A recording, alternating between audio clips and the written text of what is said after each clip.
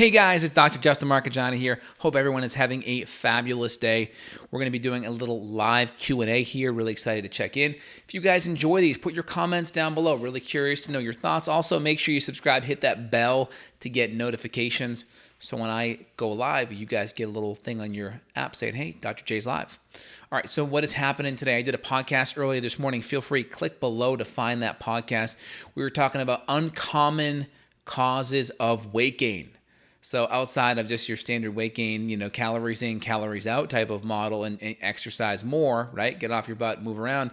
We talk about some of the more uncommon reasons why you have weight gain and it may be harder to lose that weight. Number one is going to be the inflammatory nature of food. The more food that you're eating that's driving inflammation, that's driving cortisol, that's going to mobilize blood sugar, kind of like a meal that may be a lot really carby or really sugary.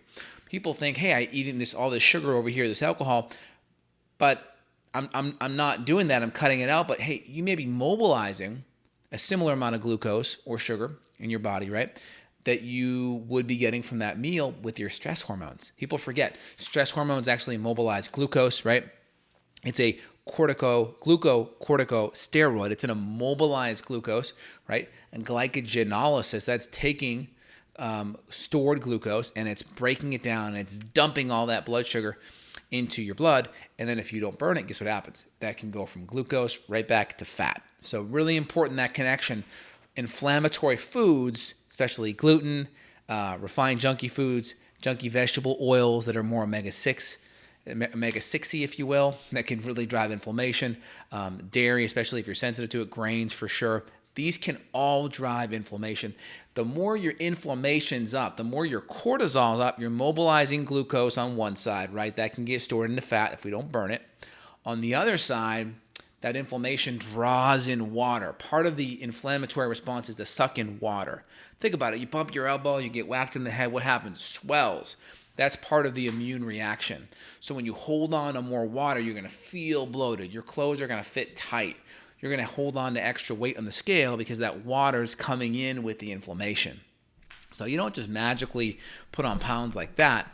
Usually a lot of times that's going to be water in the interim. So that's really important to kind of keep in the back of your head there. So we have the water, we have the inflammation, we have the extra glucose that's being mobilized that will get converted to fat if we don't do something about it.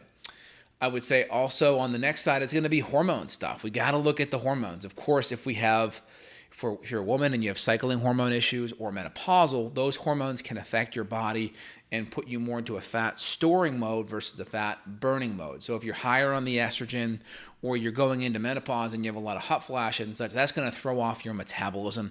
Both of those need to be looked at from a cycling perspective and a menopausal perspective. Next, of course, is going to be thyroid.